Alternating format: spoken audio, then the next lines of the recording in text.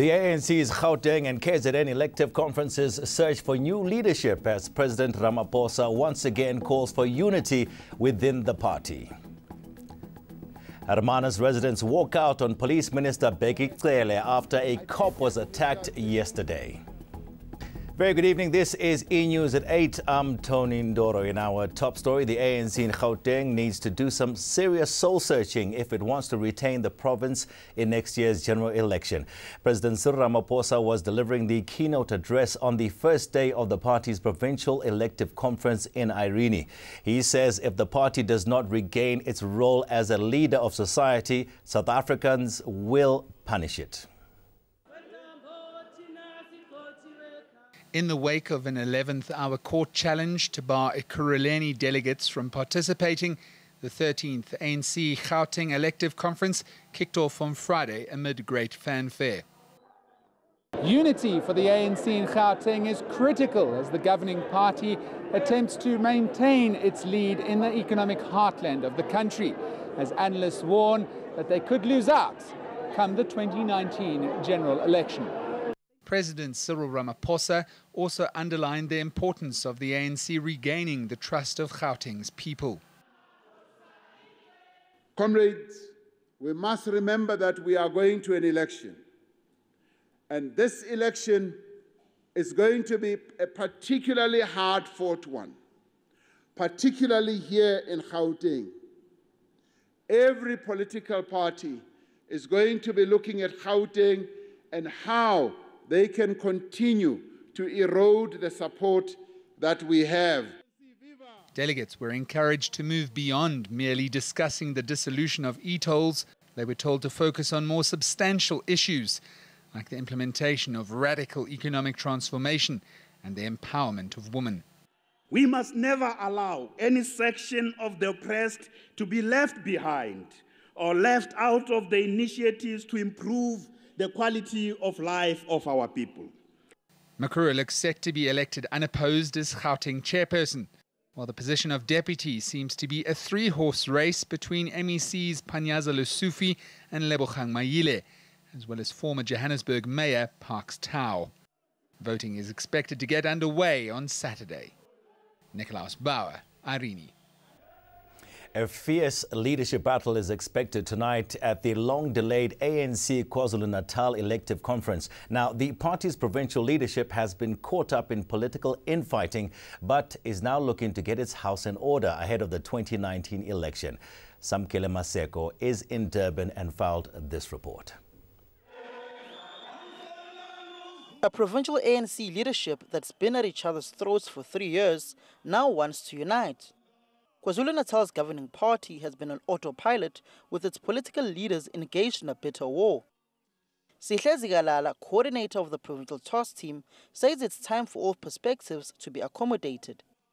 What we are saying is that we are not going to prescribe how we elect, but what we are emphasizing is a principle that when we end this conference, all views and all preferences should have been accommodated in the collective leadership that would be elected. Zwelihle looks set to retain the provincial chairmanship uncontested. But political developments have seen the ANC Youth League in the province turn against former provincial secretary Super Zuma. The league now wants former ANC spokesperson Mdumiseni Ntuli for the role. The reason why we have approached Comrade Mdumiseni to contest as the provincial secretary of the ANC is because we want to give new meaning to the ANC, fresh blood that will be able to come and rebrand and rebuild the ANC so that we can ensure unity and an ANC that will be able to be victorious next year in the general elections. After several delays, including a dismissed court interdict and a reported cleanup of the delegate list, conference credentials had not yet been adopted by Friday afternoon, day 2 of the scheduled 3 days. Nominations for the top 5 positions were expected to get underway on Friday night. Zwelihle Maseko, Durban and KwaZulu-Natal. Residents of Zwelihle in Hermanus walked out on Police Minister Bheki Cele at a crime imbizo yesterday, following weeks of unrest in the community. A police officer is currently recovering in hospital after he was attacked in that area yesterday. Tim Tongana was in Zwelihle and filed this report. Police Minister Bheki Cele had come to speak to residents of Zwelihle in Hermanus about crime in their area, but they were having none of it. Umamele abantu abathetha kuqala ngokubi kwicala labahlali. So ubheki cele kangaqa amabamele ukuthi abahlali isikhalazo zabo zintoni. Several people, including community leaders, have been arrested throughout the week, setting off more violence in the community. A police officer was also critically injured and firearms stolen. Somebody got in the police vehicle. They asked the police, I'll be seeing him after this, and then they took those 3 guns. As I've said, 2 are back, and the police has been injured. Cele says more police officers will be deployed into the area to restore calm as well as law and order.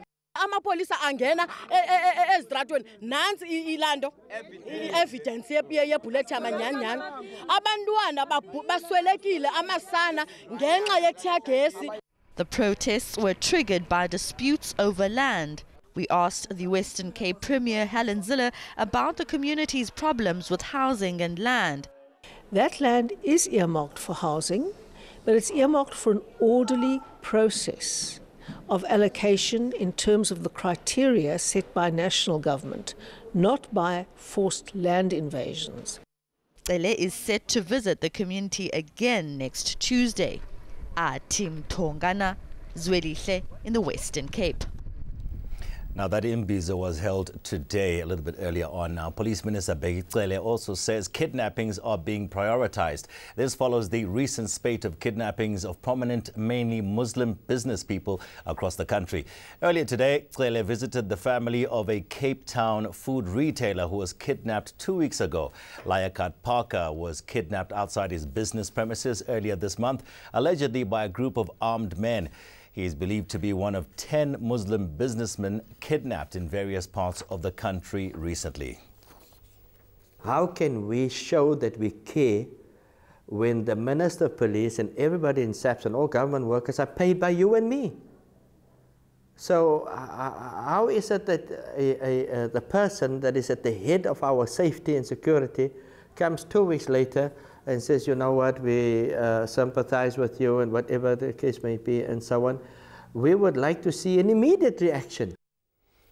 Now, Eskom says it has no retrenchment plans. The cash-strapped utility has been locked in wage negotiations with trade unions for over a month now. It initially said it couldn't afford any wage increases, but has since made a U-turn, putting 2 offers on the table. But with the company having to find the money itself, workers are concerned about losing their jobs. Zwelihle Masikane has more. According to Eskom's 2017 annual report, the power utility has a workforce of over 47,000. As part of cost-cutting measures, the report says it plans to reduce its employees to 36,000 by 2022. However, the parastatal says this is not the plan anymore. That is the strategy at the time that was seen by the old board and the old executive structure of Eskom. The new management feels that we can still work with the numbers that we currently have. The question around retrenchments does not arise at this stage, at least. We also are pursuing companies and individuals that are owing Eskom. At the moment, as you know, we have just received just over 900 million rand from McKinsey. We are pursuing trillion so that we can get the rest of the 1.6 billion rand that was paid to these 2 companies. And we also are pursuing municipalities that are owing us in total 14 billion rand. Meanwhile, Public Enterprises Minister says lifestyle audits by the SIU on the power utilities executives are underway and will be completed by March 2019. It's in debt to the tune of more than 350 billion rand and is seen as a risk to the country's economy. The parastatal is adamant that job cuts are not on the cards in its strategy to save money, despite having a bloated workforce. Eskom is due to release its latest financial report next week. Zwelihle Masikane, Johannesburg. Coming up after the break, we'll go to KwaZulu-Natal, where the land debate has taken over the province. Stay with us.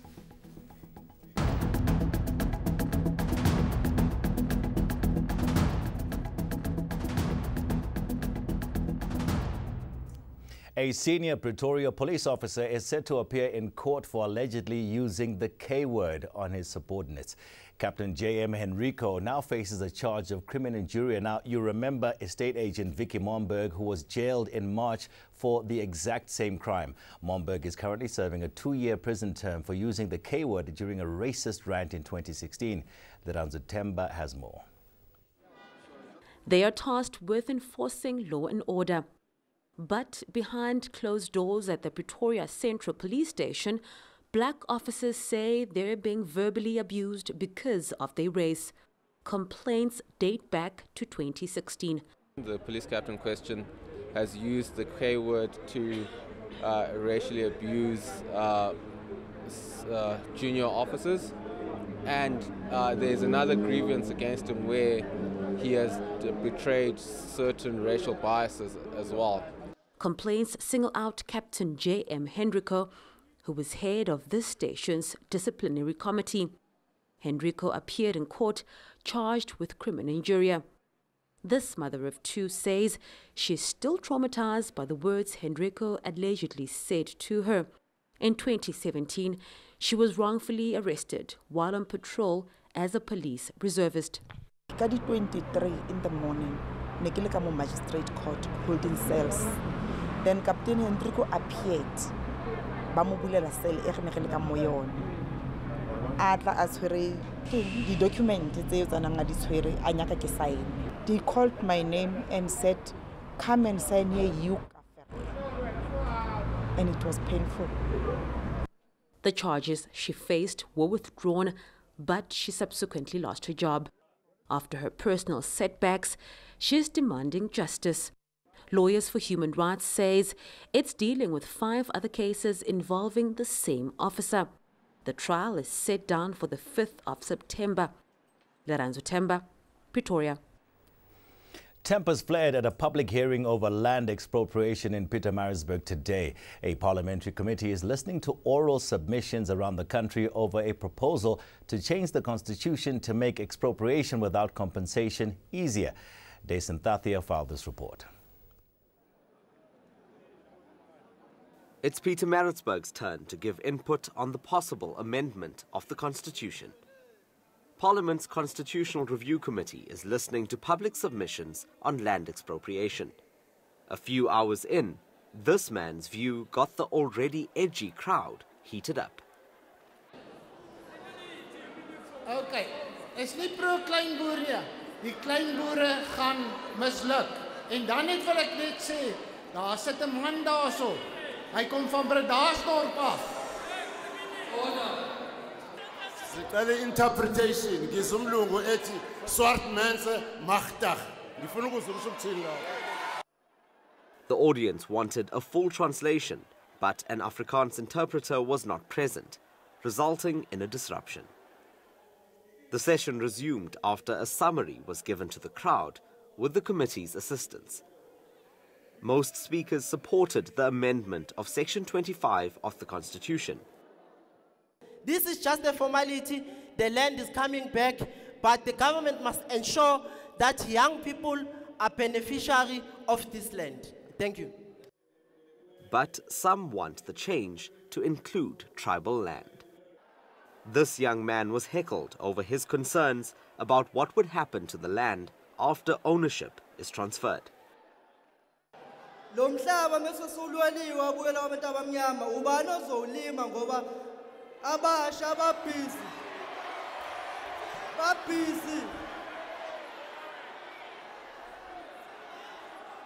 abasha babhizi badlala idakamizwa badlala ihunga badlala intsango ubani ozolima umhlaba. The last public hearing in KwaZulu-Natal will be held in Kokstad on Saturday. Dason Thathia, Pietermaritzburg.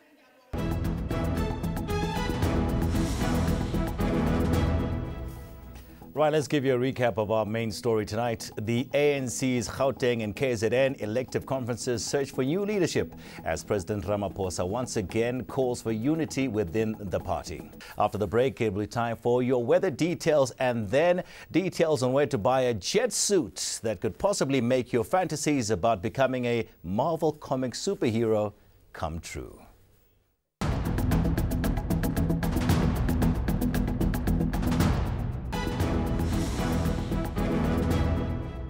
Hello everyone. Now that we have the week behind us, let's take a look at your weekend weather conditions. And Saturday will start off with some cloud and fog for some areas along the western coastline. We'll also have cloudy weather into the Lowveld and the adjacent escarpment.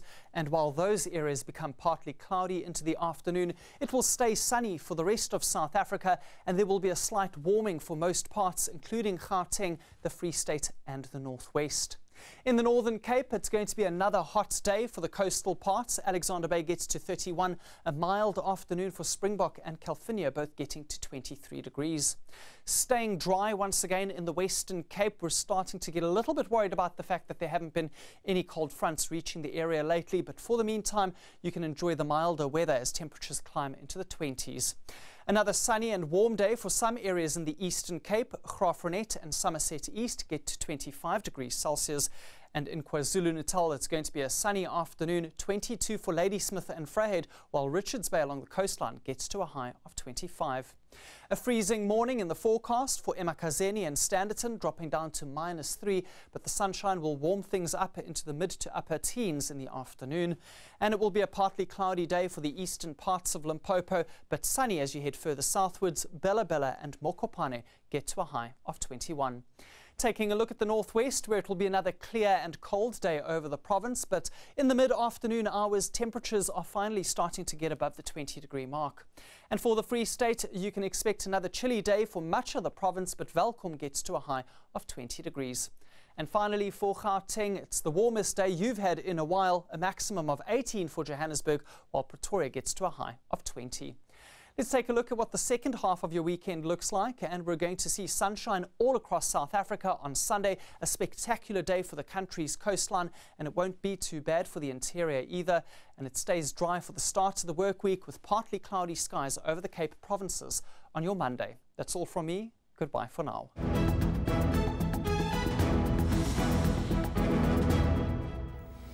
And finally, wondering what to spoil yourself with on your next trip to UK department store, Selfridges? What about living out your Iron Man fantasies with this jet suit?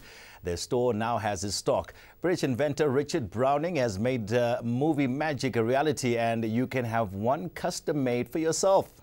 Obviously not for the ordinary shopper concerned about the price of fuel.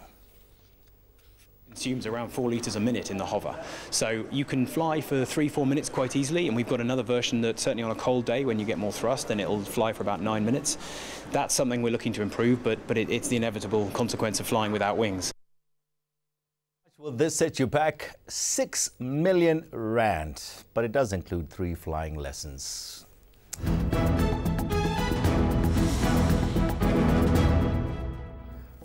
Right, here's a recap of your main stories tonight. ANC Viva!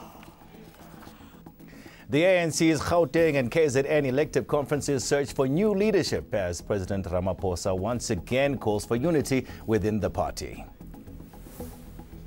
Hermanus residents walk out on Police Minister Bheki Cele after a cop was attacked yesterday. Well, that's it from myself and the crew behind the scenes. We'll see you again next time. Good night.